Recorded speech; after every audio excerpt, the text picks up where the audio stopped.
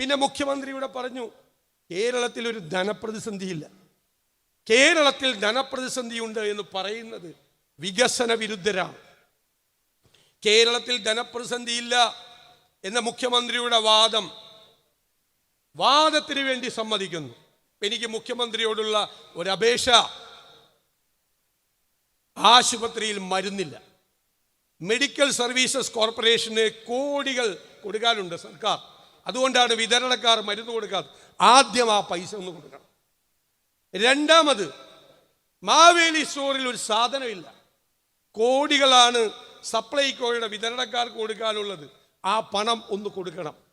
ആ ആശാവർക്കർമാർ തിരുവനന്തപുരത്ത് സമരം ചെയ്യുമ്പോൾ ആ പാവങ്ങളുടെ ഓണറേറിയം ഒന്ന് വർദ്ധിപ്പിക്കണം. സർക്കാർ ജീവനക്കാർക്ക് കൊടുക്കാനുള്ള ഒരു 60,000 കോടി ഒന്ന് കൊടുക്കണം.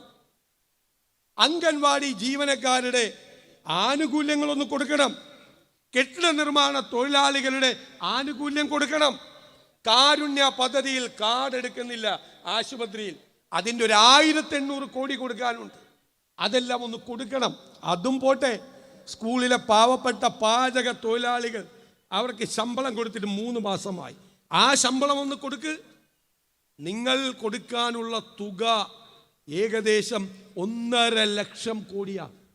ഉമ്മൻചാണ്ടി സർക്കാർ അധികാരത്തിൽ നിന്നിറങ്ങുമ്പോൾ കേരളത്തിൻ്റെ ആകെ പൊതുക്കടം 1.5 ലക്ഷം കോടി. 2026 ഇവർ അധികാരത്തിൽ നിന്നിറങ്ങുമ്പോൾ കേരളത്തിൻ്റെ ആകെ കടം 6 ലക്ഷം കോടി. കേരളത്തെ പാപ്പരാക്കിയ, കേരളത്തെ തകർത്ത് തരിപ്പണമാക്കിയ, ജനജീവിതം ദുരിതപൂർണമാക്കിയ സർക്കാർ.